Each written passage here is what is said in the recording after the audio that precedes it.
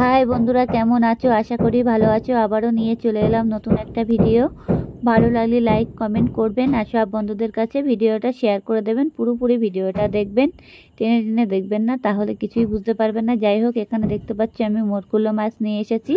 এই মরুলা মাছ দিয়ে আজকের একটু মাখা মাখা করে ঝাল ঝাল করে একটু চচ্চড়ি মতো তৈরি করতে হবে। এত টেস্টি হয় এই মরকুল্লা মাছ দিয়ে। অবশ্য আমাদের বাড়ির লোকের খাওয়ার খুব পছন্দ হচ্ছিল মরকুল্লা মাছগুলো। অনেক দিন থেকে ইচ্ছা করে বসে আছে যে মরকুল্লা মাছ নেব। তো কিন্তু মরকুল্লা মাছটা একটু হয়ে গেছিলো, কিন্তু ততটা একদম খারাপ হয়নি। যাই হোক, আমি ভালো করে বাড়িতে এনে বেছে ধুয়ে কেটে কুটে নিয়েছি। নিয়ে এখন আমি লবণ আর হলুদ মাখিয়ে নিচ্ছি মরকুল্লা মাছগুলো। আর মাছগুলো কিন্তু খেতেও খুবই স্বাদ হয়, ছোটো মাছ তো, আর খেতে এত স্বাদ হয়। একটু কষা ভালো করে ভেজে নিতে হবে। এই যা একটু ঝুরু ঝুরু করে ভেজে নিলে পরে মাছগুলো খেতেও খুবই স্বাদ হবে। যাই হোক, আমি লবণ আর হলুদটা ভালো করে মাখিয়ে নিয়েছি। মাছগুলো মাখানো হয়ে গেছে। এবার দেখো, আমি ডুমো ডুমো করে আলুগুলোও কেটে নিয়েছি। আলুগুলো কেটে আমি ধুয়ে একটা প্লেটে তুলে নিয়েছি। ভালো করে আলুগুলো অবশ্য অলরেডি কেটে নিতে হবে, আলুগুলো খোসা ফেলে নিতে হবে। দেখতেই পাচ্ছ আমি যে আলুগুলো যেভাবে কেটেছি, আপনারাও ঠিক সেইভাবে করে কাটবে, তাহলে মাছটা রান্না করতে খুবই সুবিধা হবে। যাই হোক, আমি কেটে কুটে ধুয়ে পেঁচে আমি রেখে দিয়েছি। এবার আমি এটার ভিতরে দুখানা টমেটো দিয়েছি, দুখানা পেঁয়াজ দিয়েছি, আর এই কাঁচা লঙ্কা দিয়েছি। দেখতেই পাচ্ছ, একটু লঙ্কার ভাগটা একটু বেশি দিয়েছি, কেন ছোট ছোট মাছ তো একটু ঝাল ঝাল করবো, খেতেও খুবই ভালো লাগবে। দেখো, গোটা গোটা গোটা রসুন দিয়ে দিয়েছি। এই রসুনগুলো আমি এখন ভালো করে থেতো করে নেব। যেটি হোক, রসুনগুলো ভালো করে থেতো করে নিতে হবে। থেতো করে নিয়ে এটাকে আমি কড়াইতে তেল দিয়ে দিয়েছি, দেখতেই পাচ্ছ। দিয়ে এখন আমি এই মাছটাকে ভালো করে ভেজে নেব। এই যে আমি মাছটা দিয়ে দিয়েছি কড়াইর ভিতরে দিয়ে মাছটাকে সুন্দরভাবে ভাজতে হবে। একটু লাল লাল করে একদম ঝুরু ঝুরু হয়ে যাবে মাছগুলো ভাজা।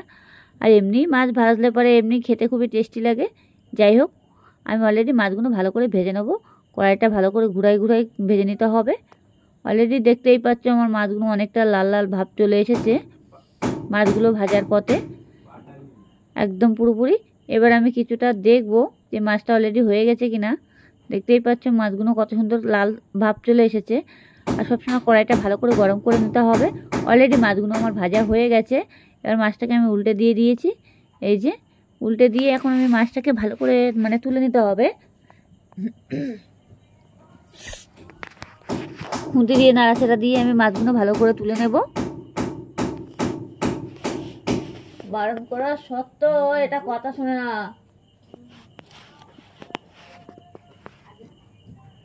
যাই হোক, আমার মাছটা পুরোপুরি তুলে নিতে হবে।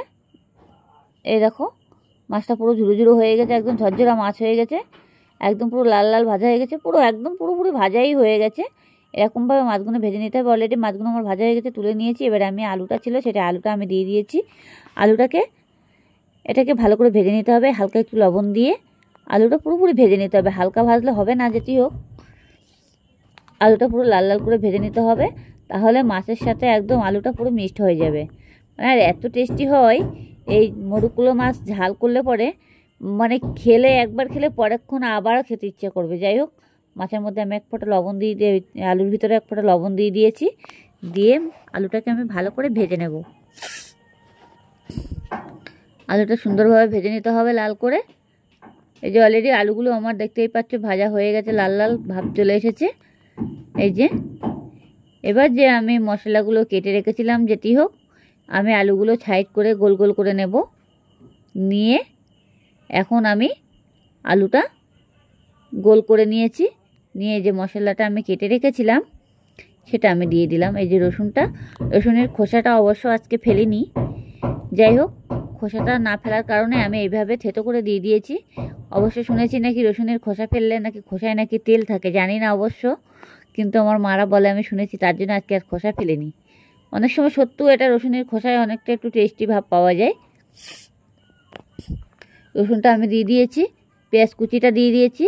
এবার এটাকে আমি একটু ভালো করে ভেজে নেব। পেঁয়াজটা পুরো ছাড়িয়ে যাবে, ছাড়া ছাড়া হয়ে যাবে। বাকি যে টমেটোটা ছিল সেটা আমি দেবো পরে একটু। এটাকে আমি ভালো করে যাই হোক একটু ভেজে নিই। গ্যাসটাকে আমি ফুল করে দিয়েছি, হাই করে দিলাম। দিয়ে এটাকে ভালো করে নাড়াচাড়া দিতে হবে, তাই দ্রুত ভাজা হয়ে যাবে। যাই হোক, এটাকে আমি আলুর সাথে, দেখো আমার পেঁয়াজটা একদম পুরো নরম হয়ে গেছে, আলুর সাথে পুরো ভাজা ভাজা হয়ে গেছে, লাল লাল ভাব চলে এসেছে পেঁয়াজটা। এবার আমার যে কাটা ছিল টমেটোটা আর কাঁচা লঙ্কা, সেটা আমি আলুর ভিতরে ঢেলে দিলাম। ঢেলে দিয়ে এটাকে আমি ভালো করে নাড়াচাড়া দেব সুন্দরভাবে। এবার নাড়াচাড়া দিয়ে এই নেড়ে চেড়ে এটাকে আমি এখন লবণ, হলুদ, হালকা জিরের গুঁড়ো এটাকে আমি দিয়ে দেব। এই যে দিয়ে দিয়েছি। দিয়ে এটাকে আবারও নাড়তে হবে। আর এটা ভালো করে কষাই করতে হবে পুরো। যত কষাই করবে তার তরকারির কালারটাও চলে আসবে, দেখতেও ভালো লাগবে আর খেতেও টেস্টি হবে। যাই হোক, এটাকে আমার অলরেডি হয়েই গেছে কষাই করা, দেখতেই পাচ্ছ। দেখো এখনই মনে হচ্ছে যেন আমার তরকারিটা অলরেডি হয়ে গেছে, কিন্তু এখনও কিন্তু কিছুই হয়নি।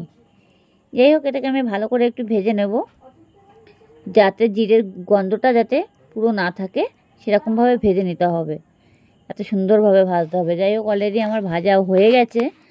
দেখো কালারটা কত সুন্দর চলে এসেছে, মনে হচ্ছে এখনই নামিয়ে ফেলি তরকারিটা, কিন্তু কিছুই হয়নি। তরকারিটা অবশ্য যত কষাই করবে, আপনারা ঘরে বসে এই রেসিপিটা একবার করে দেখুন, তাহলে বুঝতেই পারবেন তরকারির টেস্টই কতটা হয়। যাই হোক, এটাকে আমি ভালো করে নাড়াচাড়া দেবো। কড়াইতে মনে করবে যখন লেগে যাচ্ছে তখন গ্যাসটাকে একটু হালকা কমিয়ে দেবে, তাহলে কোনো প্রবলেম থাকবে না আর লাগার কোনো সম্ভাবনা থাকবে না। এইভাবে করে নাড়াচাড়া দিতে হবে। আর তরকারির কালারটাও চলে এসেছে। আমি হালকা পরিমাণে এক ফোঁটা চিনি দিয়ে দিয়েছি, আপনারা চাইলে দেবেন, না চাইলে না দেবেন, কোনো অসুবিধা নেই।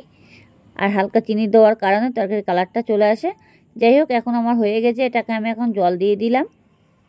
এবার যেটুকু জল দিতে হবে জলটা দিয়ে দিয়েছি অলরেডি, দেখতেই পাচ্ছ ভালো করে। এখন আমি তরকারিটা ভালো করে নাড়াচাড়া দিয়ে নেব, দিয়ে এটা কিছুক্ষণের জন্য আমি ঢেকে দেব।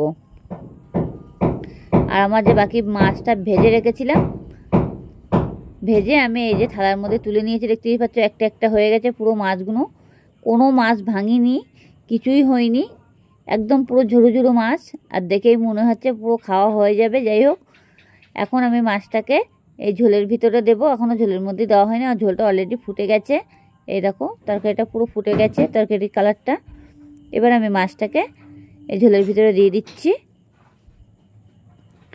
দেখে শুনে দেবেন, আবার হাতে পায়ে যেন না লাগে। মাছটাকে দিয়ে আমি এবার ভালো করে একটু নাড়াচাড়া দিয়ে দেবো।